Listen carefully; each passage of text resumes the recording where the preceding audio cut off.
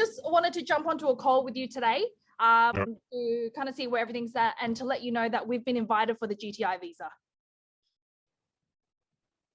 Say again. We got invited for the GTI visa. Are you serious? Yes, we got the invite this morning. It's happening. Thank you so much. You guys have been awesome. Thank you. We'll be in contact. So I had a consultation with a client and he had struggled for many years to get the 189 and 190 visa. He lodged an expression of interest and I think he was waiting for like a year and a bit and he still hadn't gotten invited. Now this is someone who actually studied in Australia. He did a PhD, then he went overseas and did a project there. And then I started looking at his profile and I looked at a couple of things on his resume and then I Googled his name and I was like, oh my gosh, this isn't the right visa for you. You can apply for the Global Talent Visa. He actually worked on a project that was all over the news. I can't actually say which one, but it was monumental. And when I started looking into it, I couldn't actually believe how amazing he was. He's won some international prizes for the work he's done. And here he was waiting for a skilled visa in Australia. It absolutely made no sense. So later on, we prepared his application and we lodged an expression of interest. I kid you not, we got the invitation in one day. Because he was, probably out of all the GTI visas, he was probably right at the top, so creme de la creme. Now, not everyone can be like that. So today I want to talk about how you can apply for the Global Talent Visa in Australia. So this is the Global Talent Visa and how you can apply.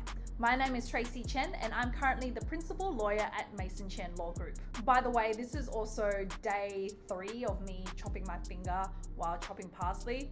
I'm absolutely traumatized. I don't ever want to chop parsley ever again.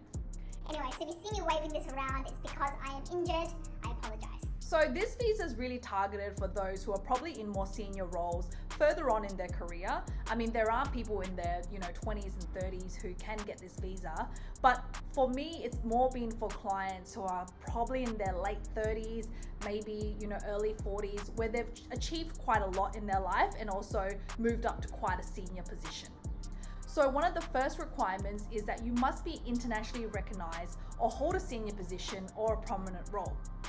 So I've had clients who are CEOs of companies, clients who held very senior positions in companies, and clients who are just very prominent in their field, maybe academically. When I look at regulations and policies in relation to this, they actually define what internationally recognized means. And there's a few different definitions there, but when I look at clients' profiles, I always look for those who are hands down prominent in their field, hold very senior positions in large corporations, as well as those who have achieved a lot academically, say PhD graduates. You still must be prominent in your field of expertise, so you still need to demonstrate that with, say, your current employment contract or what you're currently doing in business even. And secondly, you must provide evidence that you would be an asset to Australia.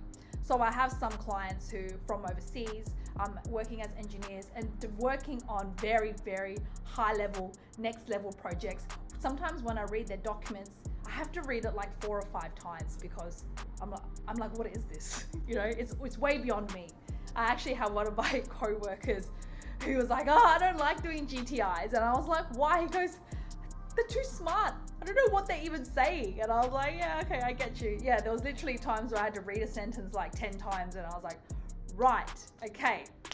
That's in relation to water filtration and the technology behind it.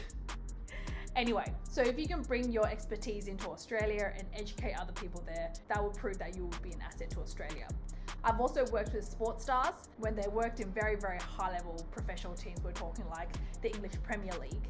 And they come to Australia, they either play for, say, one of the Australian teams, or perhaps they are into training and development. Again, that is most definitely an asset to Australia. You have to prove that you would have no difficulty in obtaining employment in Australia. A lot of our clients already have some sort of connection with an Australian company. Australia is always looking for talent and high level talent. And this is essentially what this visa was created for, to attract the talent here so that they can come to Australia, they have their permanent residence and they can hit the ground running and start work and contributing in Australia. One of the last requirements is that you must be nominated by an Australian individual who is prominent or an Australian organisation. So So for example, if you work in the agriculture industry, say for example overseas, and you were to be nominated by one of the Australian organizations in that industry, that would be very ideal. Or an Australian individual, say a CEO of a company. Now you have to be working in one of the target sectors. I'll leave a link below to what the actual target sectors are, and some of them are here. When you look into some of them, again, they're very high level, and look, to be honest, beyond me. When I first looked at this years ago, I was looking at circular economy and I was like, what even is that?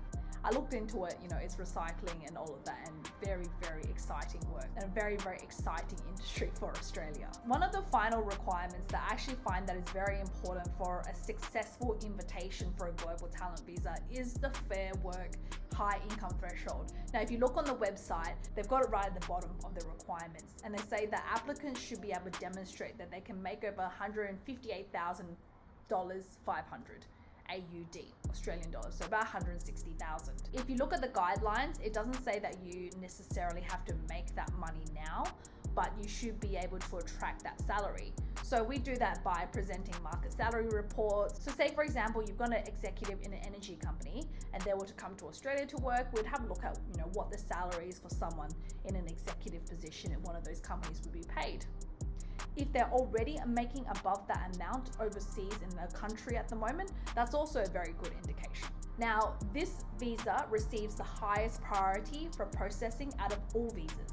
If you look at the direction by the minister, this receives the fastest priority, and rightfully so. And I can speak from experience, just like my client that I spoke about at the beginning of this video. I mean, he is like the creme de la creme of applicants for this visa. He got the invitation in one day. Kid you not. Otherwise, for myself, we usually get invitations anywhere between 2 weeks to kind of 4 weeks. I think if it's any more than that, the chance is a little bit slimmer. I think a lot of people have actually applied for this visa, but they have no idea what is involved. This visa is so document heavy. You have to provide so much supporting evidence to support your application. Like our GTI applications, and this is why a lot of the team members get really stressed out when they work with one of these files, is because that it's like some of these applications are 100 documents, not 100 pages, 100 documents. I don't even know the pages, I can't count it, because they ask you about your prominence. You really have to prove your prominence. You have to provide all the supporting documents, any awards, any emails that talk about your achievements or anything like that. You have to provide all of it. So it's very, very document heavy. It takes our team a very, very long time to prepare it. And we also obviously do very, very lengthy submissions to demonstrate how the applicant ticks all the boxes and should be invited for this visa. However, the great thing about this is that once you are invited, you're pretty much set. You're pretty much set to get your permanent residency in Australia. Again, we have a mixture of onshore and offshore applicants. And obviously over the last 2 years, offshore people have not really been invited for the skilled visa in Australia. However, for the GTI, we've had no issues with clients who are overseas.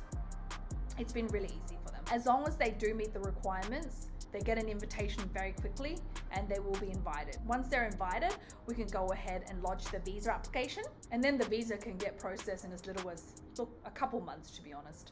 I have a client which we lodged, I think, about a month ago, and we're already at the final stages of the processing for the visa. Again, this visa is very much targeted to those who are further down in their career and have achieved a lot. Australia wants to attract that kind of talent to increase our competitiveness around the world as well. There is 15,000 spots for this visa each year, which is huge. I remember a couple years ago, I was speaking to a global talent visa officer, and it was almost towards the end of financial year, and he was saying that they only filled up like 2,000 spots out of that 15,000, and they want to attract more. They actually have a team of global talent visa officers who are very active on LinkedIn, on socials, because they want to recruit that talent from overseas. So this visa may not be for everybody, but for those who do meet the criteria, it is such a smooth and easy process. So if you have friends and family who've been thinking about migrating to Australia, but maybe struggle with a skilled visa because they're a little bit older and can't score as high in the points test, this is most definitely a visa that they should be looking at. Anyway, I'm actually filming this today on the 11th of January. Tomorrow is my birthday. I'm turning 22. Did I just say 22? I'm turning 32. Oh my gosh, what is wrong with me? I'm turning 32 and I'm so grateful for everything we've done in the last year. I'm so excited to be able to share my knowledge and also share my story with everybody out there. I hope that you can share this video with people that needs it. Please don't forget to like and subscribe, and I'll speak to you guys very soon. Ta-da!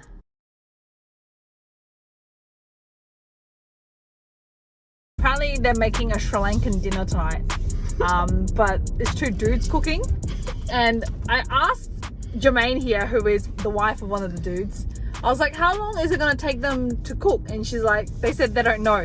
How do you not know if you're the one cooking? Like, you know, my food's going to be done in like say half an hour. Like, how do you not know? Anyway, because they've given me no estimation of time, we're going to McDonald's. So what's here? Deakin University. Is there a car park there for Deakin University, or what is it? No, it's just a random public car park. Ah. That's all. This all Deakin. This entire road is Deakin. 10 nuggets or what? Oh no! If I go half this on a Big Mac with you, I'll just eat that. You sure the guys don't want to nibble something? What if they like, you know, they get jealous? Really want their potatoes. He's making hot buttered codfish and potatoes. Okay. We'll just get a meal then, a large. Yeah. Okay. Can I get a large McChicken meal? Yeah, Coke. I'm sorry, large McChicken Big Mac meal. Yeah, Coke food drink. Coke Zero. Coke Zero, yeah, anything else? No, that's all, thank you. No worries, 35 grams here. Thanks, mate. You sure you don't want nuggets? No, it's fine. Fine. Oh, look. Oh my god. Hey, this cover is really good as well. Brings out the color. It does. Wow, look at that. Okay, so what's this? Hot butter cuttlefish. What's Cuttlefish. What's the actual authentic name? Lentils. What's this? Dal. Lentils. Dal. And this one? Oh, look at this color. No, they single. Alatel dal. You're gonna get murdered on YouTube. That sounded. These guys are like Sri Lankan. Not me. Just letting you know, these guys are Sri Lankan. Not me. Oh my god, so excited. Okay. Alatel dal.